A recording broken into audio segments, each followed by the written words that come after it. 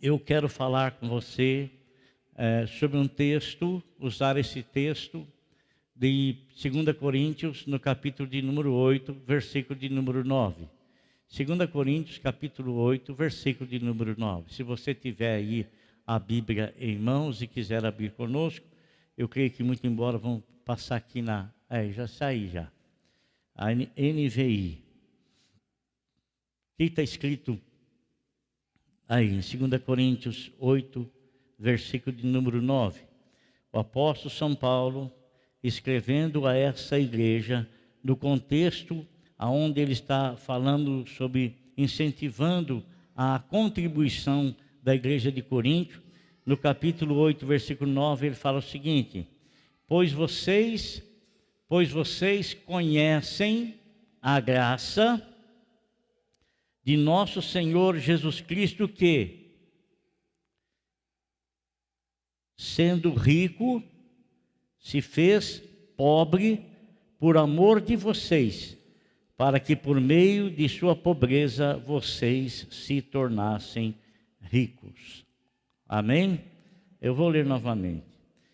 Pois vocês conhecem a graça. A graça, ela é traduzida como um favor feito por Deus, por nós, sem nós merecermos absolutamente nada. É algo que o próprio Senhor, de per si só, vendo a miserabilidade do homem distante dele, a pobreza espiritual do homem, porque quando o homem perde a comunhão com Deus, ele pode ser rico monetariamente falando, financeiramente falando, mas na verdade ele se torna uma pessoa paupérrima, porque por mais dinheiro que ele possua, com esse dinheiro ele não consegue obter e nem comprar a salvação.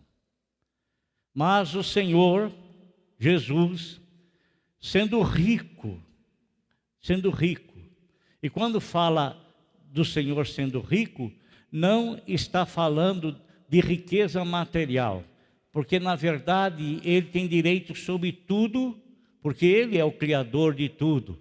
Mas a riqueza que está se dirigindo, falando aqui, não está querendo dizer a riqueza de prata e de ouro, mas sim qual é a riqueza que o Senhor Jesus Cristo tinha nos céus. Qual é a riqueza? A riqueza da eternidade, a riqueza que ele pôde trazer até nós, pôde trazer até o homem, por meio da sua graça, fazendo um favor a nós que nós não merecíamos. Então, o apóstolo São Paulo diz que ele se humilhou, né? Ele se fez pobre e veio aqui a esse mundo por amor a nós. A pobreza dele foi por amor a nós, e sendo rico, se torna pobre para que através da sua pobreza ele pudesse enriquecer a muitos. Não pense em enriquecer financeiramente, enriquecer-se da graça, do favor imerecido da parte de Deus. E o favor imerecido da parte de Deus não é você se tornar rico financeiramente falando, mas é você se tornar rico espiritualmente falando. Amém? E, amado, nosso Senhor Jesus Cristo, Ele é tremendo, Ele é fantástico, Ele é magnífico, Ele é maravilhoso. Se nós analisarmos a vida dele durante os 33 anos que ele viveu aqui nesse mundo, que ele viveu aqui nessa terra, ele foi uma pessoa que viveu na dependência de outros. E eu quero falar um pouco sobre essa dependência que ele teve de outros. Mas ele afirmou categoricamente, em Lucas capítulo 2, 12, versículo 13 a 21, a vida não consiste nos bens que alguém possa possuir. A vida não consiste em bens que a pessoa possa. A pessoa, através de bens, ela pode ter um pouco mais de conforto, mas isso não lhe garante a vida. Porque o homem vivendo sem o Senhor, ele pode ter quantos bens ele tiver, Pode ter, mas ele não vai passar de um paupérrimo diante do Senhor. Não vai passar. Você se lembra daquilo que o Senhor Jesus Cristo contou a respeito daquele fazendeiro? Aquele fazendeiro fez uma grande semeadura e por direito ele tinha o direito de colher o que ele plantou, como qualquer pessoa tem o direito de colher aquilo que semeou, aquilo que trabalhou, aquilo que plantou. Tem o direito? Sim, tem o direito. Mas aquele homem que vivia regalado esplendidamente, né, e que olhou a colheita que estava para fazer e que teve que desmanchar seus celeiros e fazer outros maiores, ele não estava preocupado com a vida após a terra, não estava preocupado, até porque ele achava que ele era dono de si mesmo e que ele poderia se autogarantir. Mas o Senhor disse que ele era um doido, que ele era um louco, pensando dessa forma, pensando desse jeito. Ele era rico perante as pessoas, mas pobre diante de Deus. Pobre diante de Deus. E eu quero ler, irmãos, nesse texto que o apóstolo São Paulo escreveu, onde ele diz que Jesus, sendo rico, se fez pobre. E no decorrer da vida ele demonstrou essa pobreza. Uma pobreza que em Lucas capítulo 2, versículo de número 7, já começa com o nascimento dele.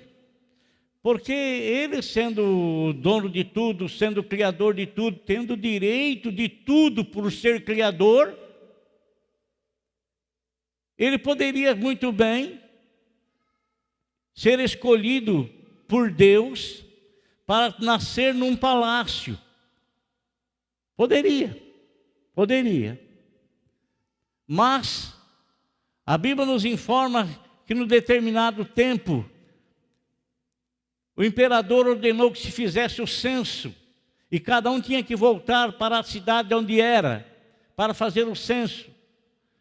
E José pega a sua esposa Maria e estão indo. E Maria estava a ponto de dar à luz. E quando chegam lá, eles querem procurar uma hospedaria. E eles não encontram lugar nenhum. Estava na hora da criança nascer. Mas ele não achando lugar nenhum, onde é que foi nascer? Foi nascer no curral, no meio dos animais, né? E por que ele nasce numa manjedoura, num curral? Ele nasce ali, amado, e ele é visitado por 3 reis. Quer dizer, num local como esse, qualquer pessoa poderia visitá-lo. Mas ele não teve uma hospedaria e nem teve uma casa para nascer. Ora, ele criou o mundo todo. A Bíblia fala que todas as coisas foram feitas por ele, e sem ele nada do que foi feito se fez. E ele, ao nascer, o Deus que se fez carne, como Paulo fala que Deus estava em Cristo Jesus, então Deus estava ali na pessoa de Cristo, já do menino Jesus, e ele não teve um lugar onde reclinar, não teve um lugar para nascer. Nasceu numa manjedoura.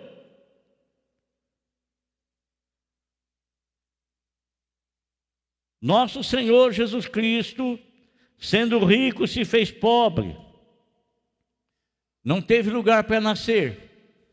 Foi nascer numa manjedoura. A Bíblia também nos fala, irmão, a respeito de uma passagem em que despertou a atenção de um que queria ser seguidor de Jesus. E despertou neste homem o que despertou que ele quis se tornar um seguidor de Cristo? Ele começou a ver o Senhor fazendo sinais e maravilhas.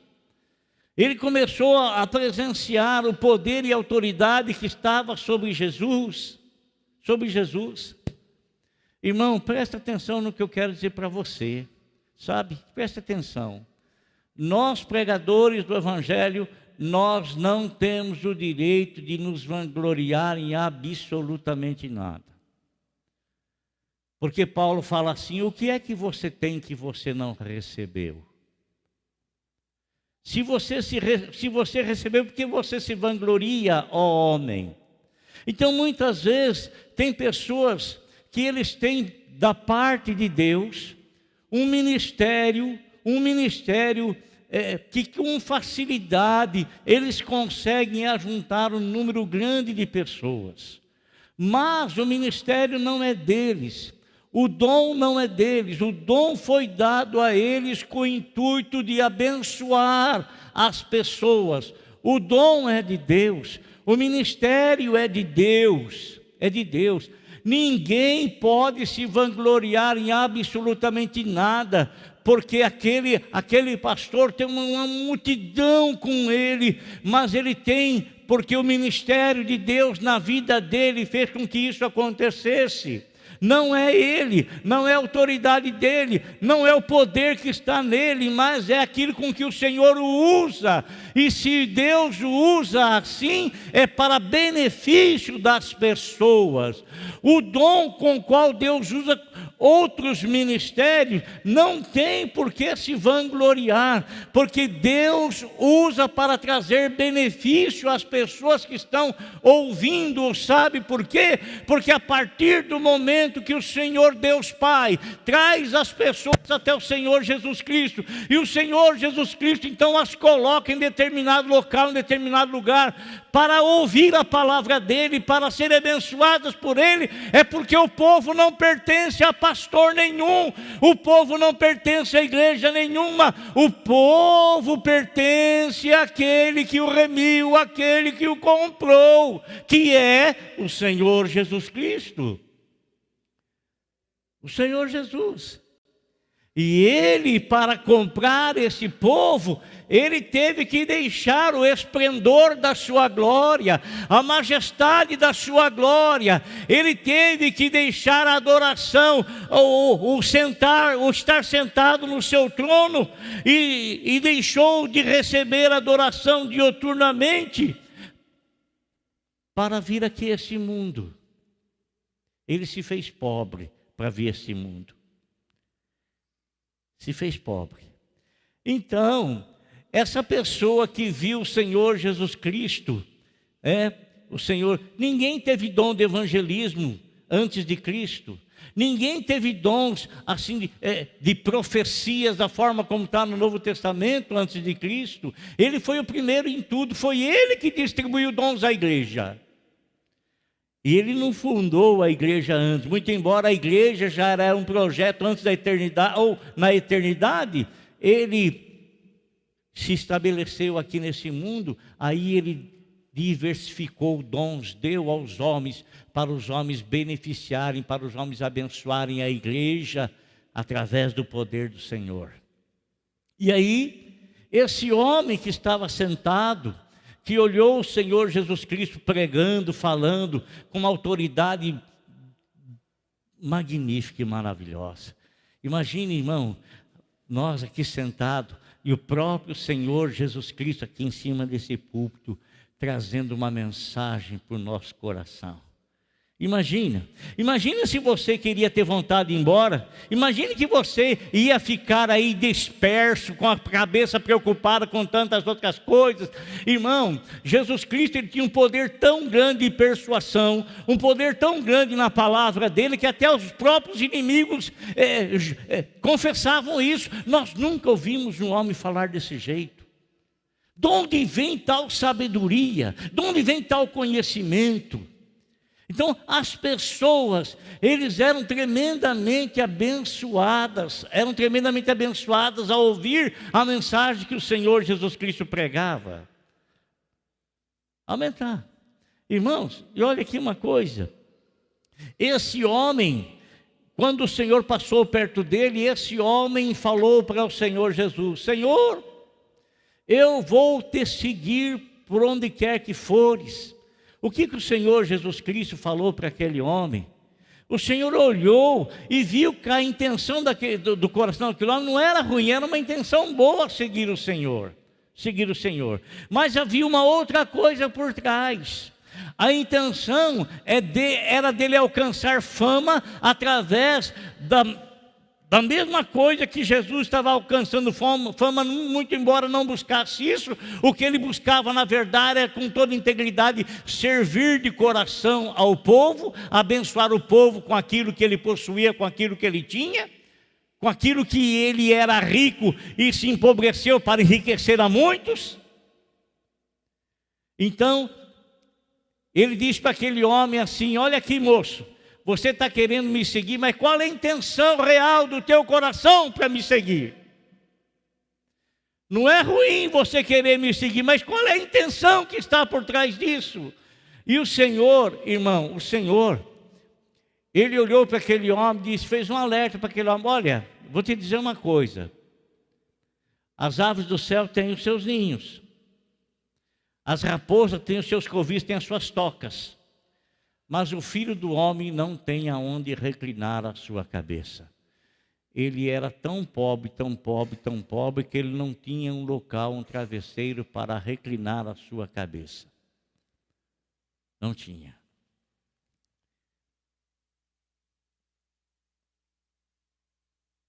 Isso, ele disse para este homem que se propôs segui-lo, no capítulo 8, versículo 20. Irmão, não é uma coisa assim, parece contraditória. Ele criou todas as coisas e agora ele fala que ele não tem um travesseiro. Ele se fez pobre para enriquecer a muitos. Você sabe que todos nós pagamos os nossos impostos, né? Pagamos IPTU do carro, nós pagamos IPVA, pagamos, hoje não paga mais seguro, né? Paga-se as pessoas que ganham e que estão dentro daquilo que é o limite mínimo do imposto de renda, paga o imposto de renda, que excede é isso, né? Imposto. E se você não pagar, você fica aí com o seu nome aí em pendência, né? E você pode até perder a sua casa ir a leilão. E preste atenção que eu vou falar para vocês, né? Tem muita gente aí que acha que não precisa pagar IPTU, vai deixando IPTU, vai deixando acumulando IPTU. Irmão, a prefeitura ela não pode fazer recusa de receita. Não pode, ela tem que cobrar, porque é ordem cobrar, é ordem, sabe, está dentro da lei. E se você não pagar, ela não pode perdoar a sua dívida, porque ela perdoando, já houve tempo assim, mas ela perdoar hoje é recusa de receita. Então, não deixe de pagar o IPTU da sua casa, não deixe, viu? Não fica largando para lá não, que você nem espera, às vezes cai na dívida ativa, a hora que você vão avisar você, a tua casa está indo a leilão. Está indo a leilão. Então não deixa de pagar, tá? Então, mas isso não é de agora, desde há muito tempo. Desde há muito tempo. Certa ocasião, os cobradores de impostos foram falar com Pedro: escuta, o teu senhor não paga o imposto devido? Jesus falou assim que nós não devemos o apóstolo São Paulo, lógico, ele disse que nós não devemos dever nada para ninguém, né? Não dever nada para ninguém, porque uma das coisas mais feias que tem, mais difíceis que tem, é você ser cobrado, não é verdade? A não ser, ou se houve um esquecimento, tal, alguma coisa, tudo bem, mas você não pagar tendo condições e não pagar, aí a coisa fica um pouco difícil. Então, ele diz para nós não devemos nada para ninguém, isso é para nós não deixarmos nada para trás para a gente pisar, para alguém vir e pisar e te cobrar, não injustamente, mas cobrar justamente. E você não tem como se defender disso. Então, irmãos, esse cobrador de impostos chegou para Pedro e falou isso para Pedro. E Pedro então foi falar com o Senhor: Senhor, estão cobradores de impostos aí e eu não tenho dinheiro para pagar. Jesus também não tinha dinheiro para pagar. O que Jesus faz? O que ele faz? Pedro, você não é um pescador? Então vai pescar. E o primeiro peixe, o primeiro peixe que você pescar, abra a boca dele, lá tem 2 moedas. Pague o meu e o seu imposto. Olha só, irmão, que coisa. Ele não mandou sonegar. Ele não mandou tomar. Não mandou, não. Paga o meu e o seu imposto. Vai lá pescar. Amém? Ele foi lá, pescou, abriu a boca do peixe. É interessante, irmão. Por que Pedro não duvidou de falar, Senhor, faz favor, né? Ó, que é isso? Pescar um peixe para abrir a boca dele e achar dinheiro lá dentro, pagar imposto? Né? Por que Pedro não duvidou? Porque Pedro já estava presenciando coisas extraordinárias. Pedro já estava vendo coisas fantásticas o Senhor fazer. E Pedro já estava tendo a experiência de que aquilo que o Senhor diz, aquilo que o Senhor fala, aquilo que o Senhor fala, aquilo que o Senhor diz, se cumpria ao pé da letra, não falhava, não faltava. Então, o Senhor, ele se tornou pobre ao ponto de não precisar pagar imposto, porque ele é filho do rei. Ele era filho do rei, né? Filho de rei não pagava imposto, era da casa real, e ele era o criador de todas as coisas, ele não tinha por que pagar imposto. Ele era senhor de tudo. Mas ele não negou de pagar, porque sendo rico, se fez pobre para enriquecer a muitos. Uma outra coisa, meus irmãos, que o Senhor Jesus Cristo também sofreu, passou, como diz, passou um perrengue difícil, né? Após São Paulo, certa ocasião, ele fez uma reclamação, a reclamação do dia. Ele fez uma reclamação. Que reclamação foi essa? Ele reclamou de que ele tinha muitas pessoas junto dele, mas na hora em que ele foi levado ao juízo, não ficou ninguém perto dele. Não ficou ninguém. Ele diz: todos me desampararam, mas o Senhor permaneceu comigo, não permitindo que o leão abrisse a sua boca e me devorasse. O Senhor Jesus Cristo, irmãos, o Senhor Jesus Cristo aconteceu a mesma coisa, a mesma coisa. Aqueles homens que o seguiam, que disseram assim, não uma vez, várias vezes, nós vamos dar vida por ti, nós morreremos se for necessário por ti. O Senhor disse para eles: não te conheço. Você sabe, irmão, que muitas vezes a gente tem as mesmas atitudes, a gente promete mundo e fundo, o Senhor nos salva, né? Ele nos enriquece com a graça, com a misericórdia, com o perdão dele, garante no nosso coração a salvação e a vida eterna, e aí a gente abre a boca e a gente faz votos, faz compromissos com o Senhor, que às vezes não está nem pensando no que é que pode acontecer, nem pensando.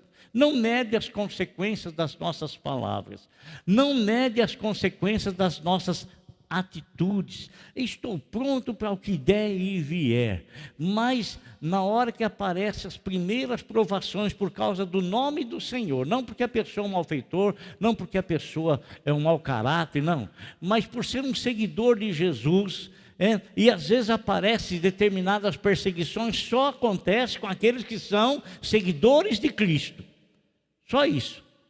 Então a pessoa aí, ele não consegue ir mais adiante, não consegue ir mais à frente, porque ela teve uma autoconfiança e confiou-se no seu próprio voto, confiou-se na sua própria palavra e não confiou no Senhor. Isso aconteceu com todos os que foram chamados, todos eles, indistintamente, eles não se conheciam diante das provações, não se conheciam.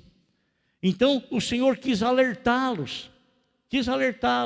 Não é que o Senhor estaria desprezando-os, abandonando-os por causa disso. O Senhor apenas queria que cada um deles se autoconhecesse e que eles não colocassem a confiança mais em si mesmo, mas colocassem a confiança no Senhor, que não falha, não falta. Colocassem a confiança no Senhor. O que eles fazem? Ora, eles discutem muitas vezes qual deles era o maior, tal, essas coisas todas aí que em nome de Jesus o Senhor tem que trabalhar o coração de muitas pessoas, incluindo eu, para tirar isso da vida, sabe? Em nome de Jesus. Então, irmãos, e eles discutem várias vezes isso, mas chegou o momento que o Senhor Jesus Cristo foi preso. A Bíblia fala que todos os desampararam, todos sumiram, todos desapareceram. Ele ficou sozinho. Ficou sozinho.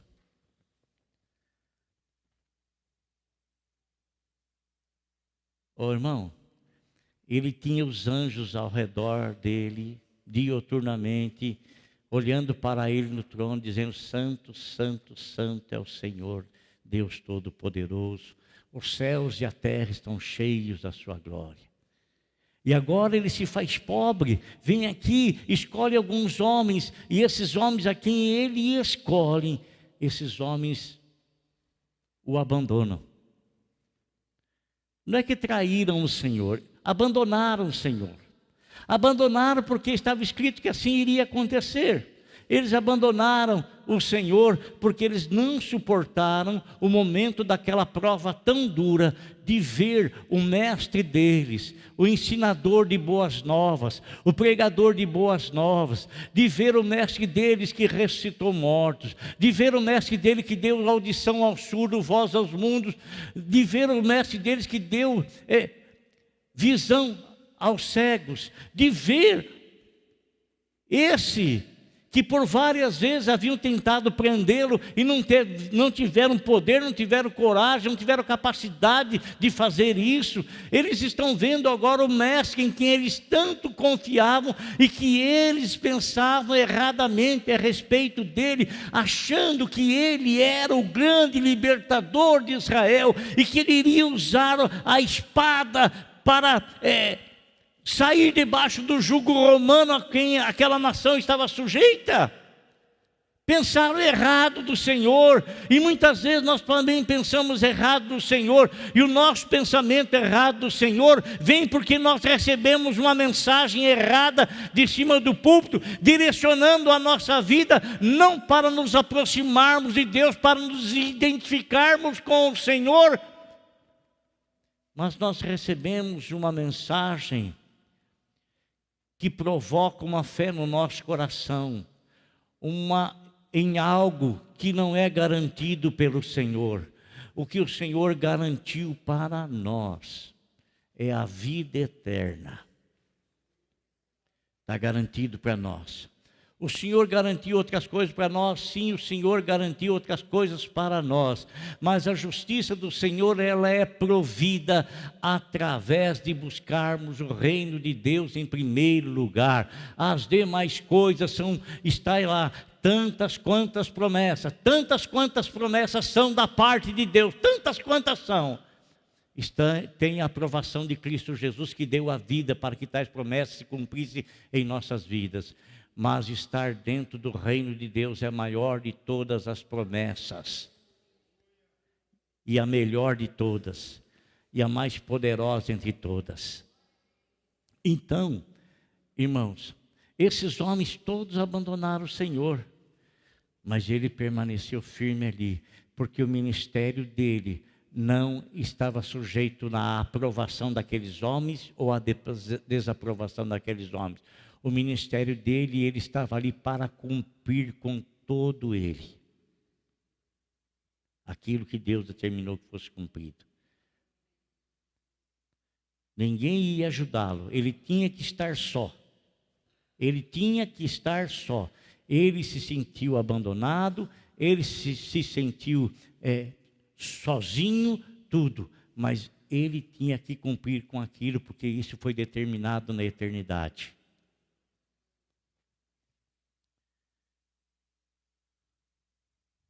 Sendo rico, se fez pobre.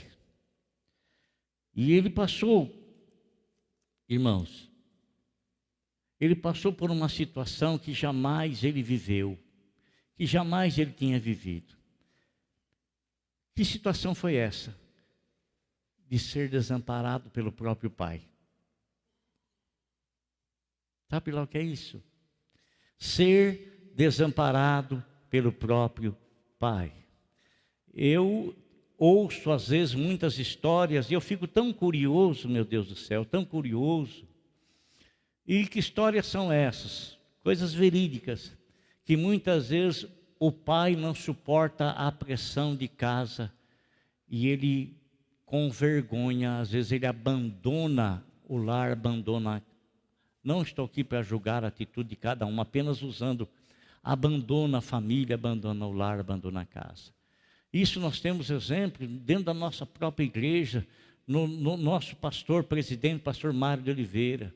A mãe dele, há muitos e muitos anos atrás, foi abandonada pelo pai. O pai foi para trabalhar em São Paulo, nunca mais se teve notícia, nunca mais.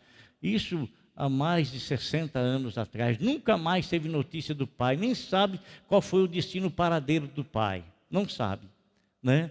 Abandonou os filhos, abandonou o lar. E hoje acontece muito disso também, né? Muito disso também. Abandona-se o lar e hoje a responsabilidade está caindo sobre o pai, porque se é pai, tem que pagar. Se é pai, fez o filho, não vai deixar o filho abandonado com a família e viver belo e folgado. Vai cumprir com a sua obrigação. Você pôs no mundo, você tem o dever de sustentar. Tem o dever de sustentar. E muita gente vai presa porque não tem perdão isso aí não. Não tem perdão, tem que pagar. Mesmo preso tem que pagar. E se não pagar, os pais têm que pagar. A criança não vai ficar financeiramente desamparada. Pode ficar desamparado sem a pessoa paterna junto, né? Mas vai ter que pagar.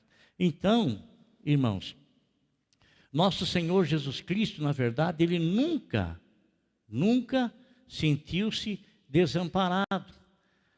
Pai, Filho e Espírito Santo é a família celestial.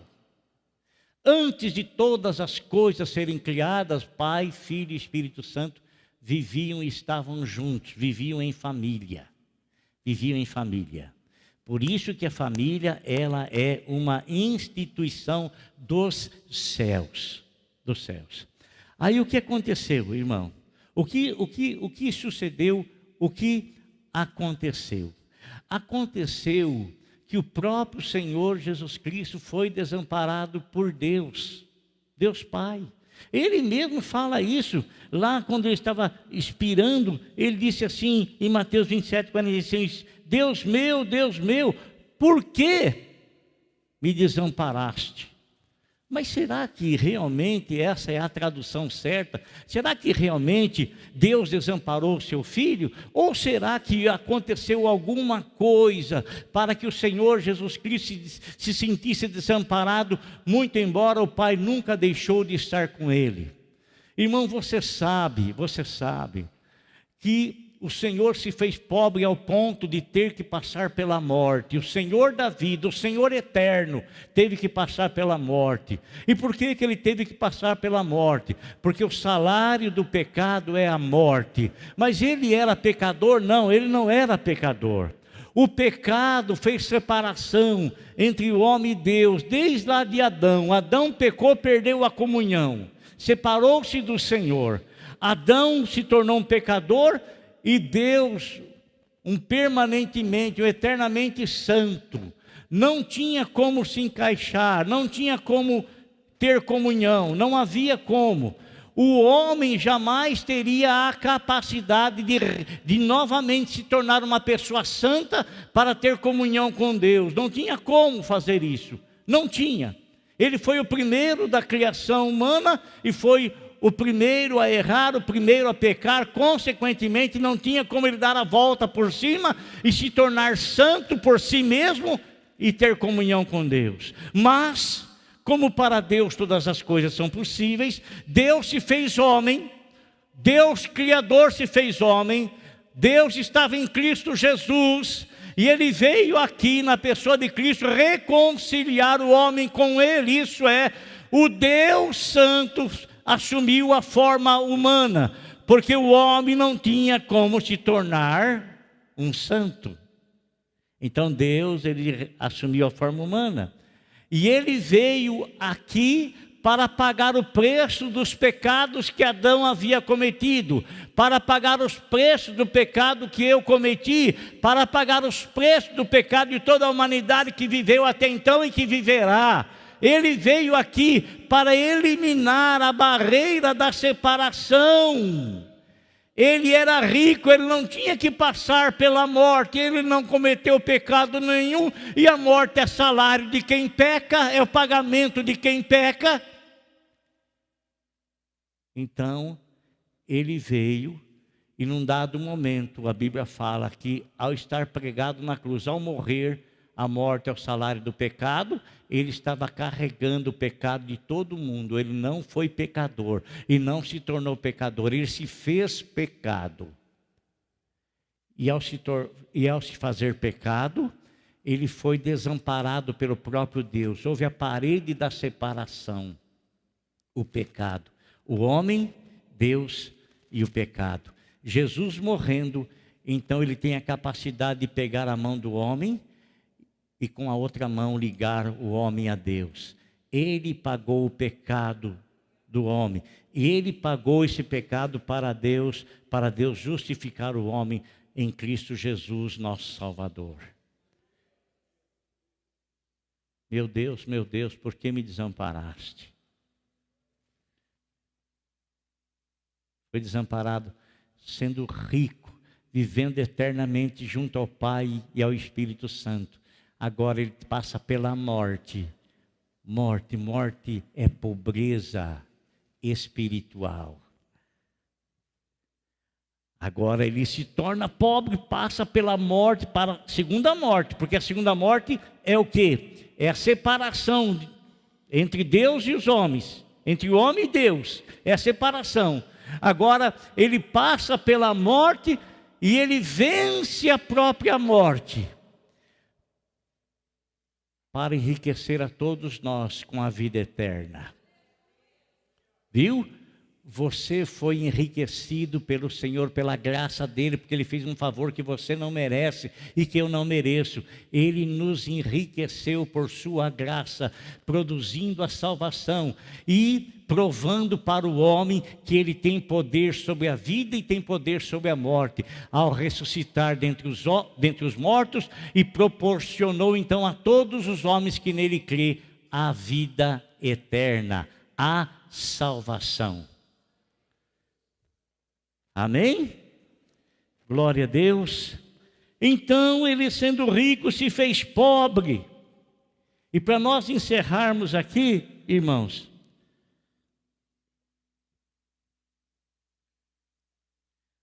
amado, quando ele morreu na cruz,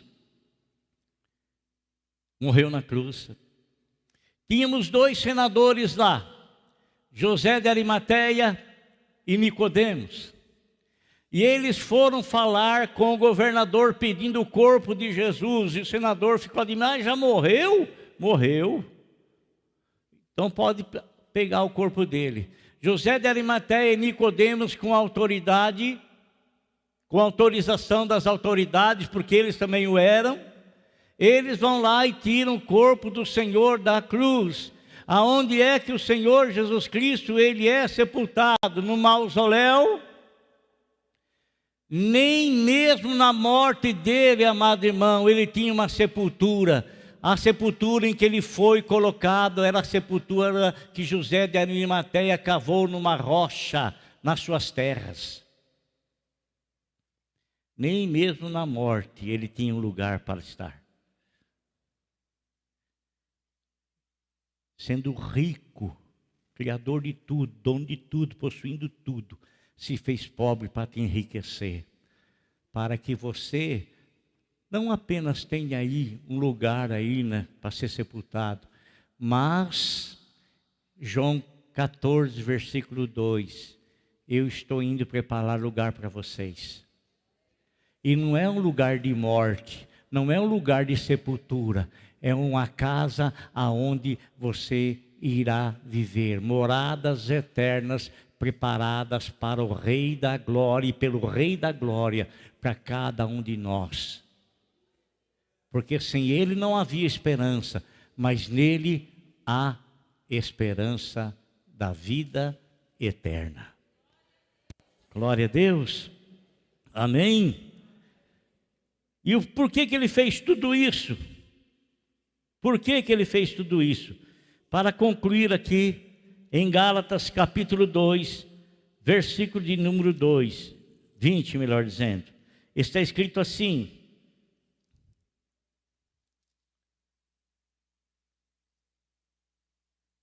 fui crucificado com Cristo.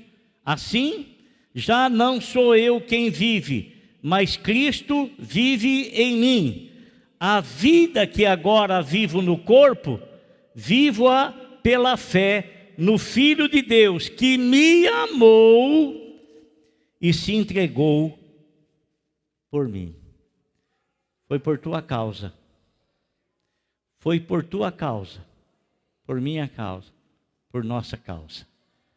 Glória a Deus. Ele nos amou, mas ele foi traspassado pelas nossas transgressões. O castigo que nos traz a paz estava sobre ele, e por suas pisaduras fomos sarados. Pelas enfermidades, pela doença dele é que nós encontramos a cura. Pela morte dele é que nós encontramos a vida. Pela ressurreição dele é que ele nos garantiu a vida eterna. Sendo rico, se fez pobre para enriquecer a muitos.